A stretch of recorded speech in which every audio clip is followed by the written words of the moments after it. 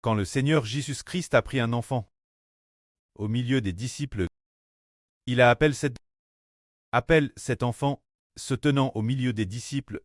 Ce moment-là, le Seigneur a de nouveau pris cet enfant dans ses bras et a dit aux disciples, « Quiconque, en mon nom, accueille un petit enfant comme celui-ci,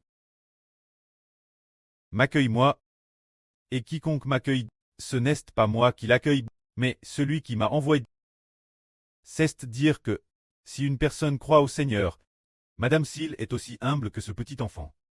Cet enfant, peut-être qu'il a 30 ans, hein. Et puis, si quelqu'un croit au Seigneur, et puis, il est aussi ordinaire que cet enfant. Alors, accueillir un tel enfant, revient m'accueillir moi, Jésus. Cela signifie que cet enfant, parce qu'il croit au Seigneur. Donc, accueillir cet enfant, revient accueillir le Seigneur. Et accueillir le Seigneur, c'est accueillir le précleste. Cela signifie qu'aux yeux du Seigneur, combien ceux qui croient au Seigneur sont nobles. Quel point ils sont précieux. Parce qu'ils sont si nobles, si précieux. Par conséquent, accueillir l'enfant. Accueillir un enfant qui croit au Seigneur, revient accueillir le Seigneur Jésus-Christ. Et accueillir le Seigneur Jésus-Christ, revient accueillir le précleste Jéhovah. Mais, si quelqu'un fait qu'une personne humble qui croit au Seigneur Jésus-Christ trébuche et abandonne le Seigneur, s'il fait trébucher quelqu'un, l'amenant abandonner le Seigneur, il vaudrait mieux qu'une grande meule soit attache au cou de celui qui cause la chute, et qu'il soit jeté dans la mer. Il vaudrait mieux qu'il soit noyé dans la mer. Cela veut dire que le malheur vient sur ce monde cause de quoi? Le malheur est sur ce monde parce que les gens de ce monde font trébucher les autres. Ils sont maudits pour avoir fait soigner les gens du Seigneur. Les gens de ce monde font exprès de faire bûcher les gens, de leur faire abandonner le Seigneur. C'est pourquoi le Seigneur a dit « Malheur au monde ».